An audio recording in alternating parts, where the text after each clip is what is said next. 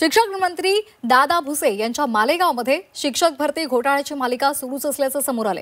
सेवा ज्येष्ठता डावलून नव्यानं नियुक्त शिक्षकांना 13 वर्षांपासून कार्यरत असल्याचा प्रकार उघड झालेला आहे। मालेगाव महाविद्यालयातील ही घटना आहे।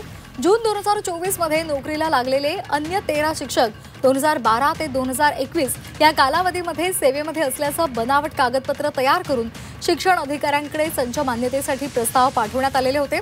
प्रस्ताव मंजूर झाल्यामुळे या 13 शिक्षकांना 100% अनुदान लागू झालं। यामुळे या शिक्षकांच्या थकीत वेतनापोटी 2,69,56,056,000ची सरकारची फसवणूक झाल्याचं उघड झालंय। या प्रकरणी 5 जणांविरोधात गुन्हा दाखल झालाय। या संदर्भात अधिक माहिती देत आहेत आमचे प्रतिनिधी योगेश खरे।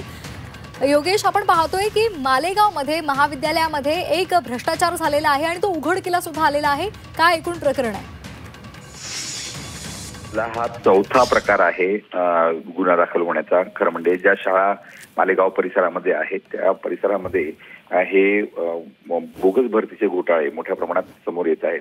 शिक्षकांची भरती बॅकडेटेड दाखवून म्हणजे 12-15 वर्षापूर्वीची दाखवून शिक्षण विभागाकडून त्याविषयीची मंजुरी घ्यायची आणि शासनाच्या तिजोरीतून या सगळ्या शिक्षकांना पगार सुरू करून घ्यायचा, अशा पद्धतीने कोट्यवधी रुपयांची लूट ही जवळजवळ प्रत्येक शाळांमध्ये केली जात आहे। नागपूरमध्ये सुद्धा हा घोटाळा समोर आलेला आहे मोठ्या प्रमाणामध्ये आणि नाशिक तर हे केंद्रबिंदू आहे। यामध्ये जळगाव, धुळे या परिसरात सुद्धा मोठ्या प्रमाणात शिक्षकांची भरती या पद्धतीने करण्यात आलेली आहे।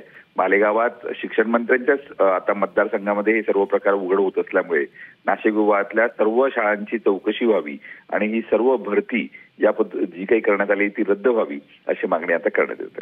अगदी धन्यवाद दिलेल्या सविस्तर माहितीसाठी।